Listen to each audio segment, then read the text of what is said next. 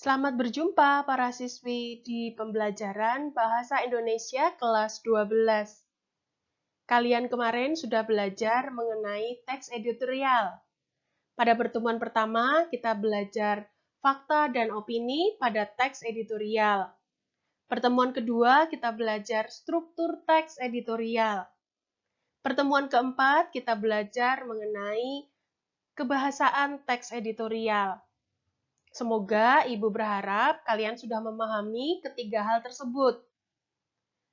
Nah, yang sudah kalian pelajari tersebut akan membantu kalian dalam menulis teks editorial. Silakan persiapkan buku paket kalian agar kalian bisa menyimak apa yang Ibu sampaikan dengan baik.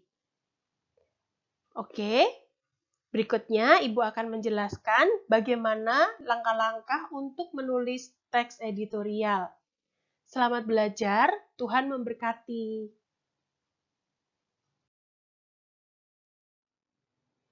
Pada umumnya, untuk menulis sebuah teks editorial, ada beberapa langkah yang dapat kalian tempuh. Pertama, bacalah 2-3 teks editorial dari sumber media massa yang berbeda. Nah, pada gambar kalian bisa melihat ada 2 sumber media massa yang berbeda. Sebelah kiri dari Kompas, sebelah kanan dari BBC News Indonesia. Keduanya mengulas dua hal yang sama temanya, yaitu mengenai demo para mahasiswa dan buruh, mengenai Omnibus Law. Nah, kenapa Ibu memilih ini? Karena memang ini yang sedang marak atau sedang booming atau menjadi hal yang utama pada berita-berita yang beredar pada saat ini. Nah, yang namanya teks editorial, kalian kemarin sudah mengetahui bahwa berpijak pada berita-berita yang sedang aktual. Maka kalian harus mencari berita yang sedang aktual apa. Nah, itu yang akan kalian buat menjadi ide untuk menulis teks editorial. Jadi, bacalah media massa yang mendukung apa yang ingin kalian tulis.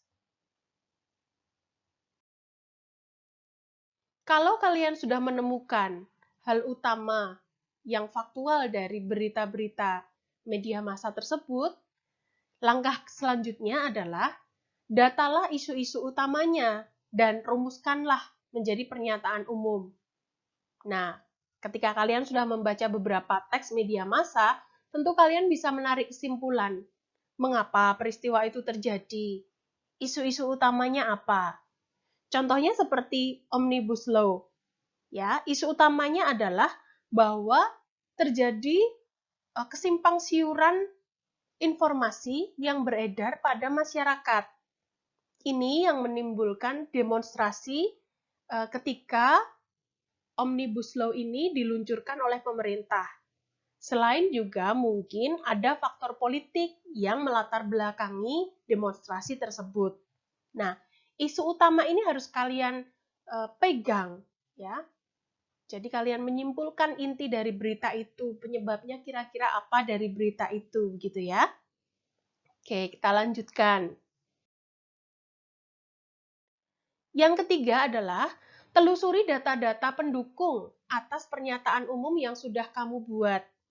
Misalnya dari buku, majalah, Badan Pusat Statistik, atau artikel jurnal. Nah, ketika kalian sudah mengetahui tadi contohnya Omnibus Law, isu-isunya apa, ada hoax yang beredar pada masyarakat, informasi yang keliru. Nah, kalian harus menelusuri data yang mendukung. Bisa dilihat pada contoh di sini. Isunya adalah uang pesangon dihilangkan. Nah, kalian harus mencari faktanya. Apakah betul uang pesangon itu dihilangkan? Oh, ternyata tidak. Faktanya seperti ini. Di dalam Undang-Undang Ketenagakerjaan itu berbunyi seperti ini. Yang kedua, upah minimal provinsi, upah minimal karyawan, ya, apakah akan dihapus upah minimal itu? Ini terjadi simpang siur, maka kalian harus mencari faktanya. Contoh lain, tenaga kerja asing apakah nanti bebas masuk, lalu tenaga kerja Indonesia kalah bersaing. Nah, kalian lihat faktanya, oh ternyata tenaga kerja asing tidak bebas masuk, ada syarat dan peraturannya. Loh, ini ada aturan tentang tenaga kerja asing yang mau masuk ke Indonesia, dan seterusnya. Demikian ya, jadi kalian punya data yang mendukung.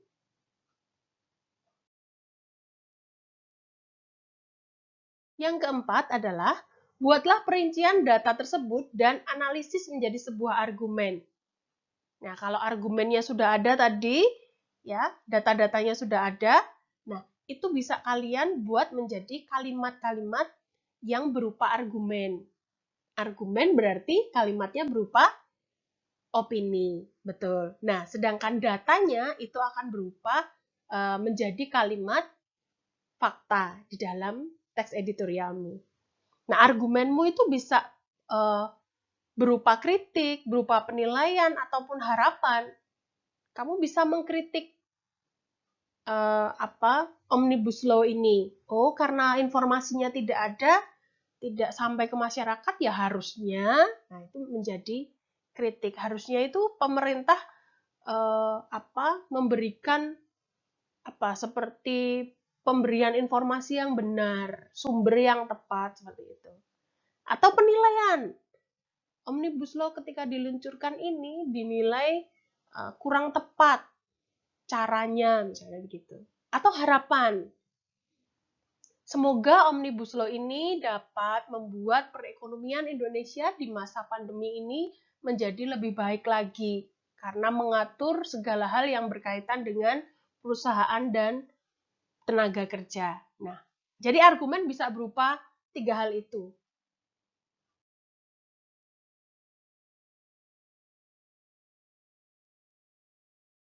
Buatlah saran atau rekomendasi untuk memberikan solusi atas isu-isu yang berkembang.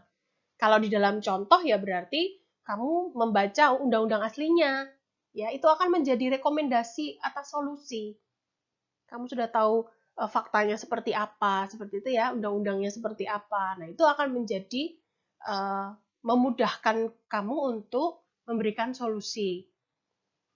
Ya, bisa baca undang-undangnya, hati-hati dalam mengakses informasi, itu saran-saran ya solusinya. Kemudian draft rancangan itu ya jangan disebarkan ke publik dulu, karena masih draft itu. Atau kita harus mendukung nih pemerintah untuk mengupayakan kemajuan perekonomian melalui Omnibus Law ini. Itu saran, itu solusi. Ya, buat seperti itu dari isu yang berkembang tadi. Yang keenam, kemaslah hasilnya dalam satu tulisan teks editorial dengan panjang tulisan 8-10 paragraf, dengan masing-masing paragraf antara 2-3 kalimat. Nah, pada bagian ini sebetulnya panjang tulisan ini tergantung pada pendapat yang kamu berikan nanti. Nah, nanti di soal akan ada ketentuannya ya. Kemudian masing-masing paragraf antara 2-3 kalimat. Nah, ini memang di dalam buku seperti itu, tapi itu standar sekali. Kalau Ibu memberikan saran karena kalian sudah SMA, ini level SD ya, 2-3 kalimat per paragraf itu SD. SMP harusnya naik lagi ya, 5 paragraf. Nah, SMA ini standarnya adalah 5-10 paragraf dalam 5-10 kalimat dalam satu paragraf. Gitu. Ya. Nah, ketika menulis itu ya harus berpijak pada ketentuan kalian. Ini ketika menulis harus berpijak pada strukturnya.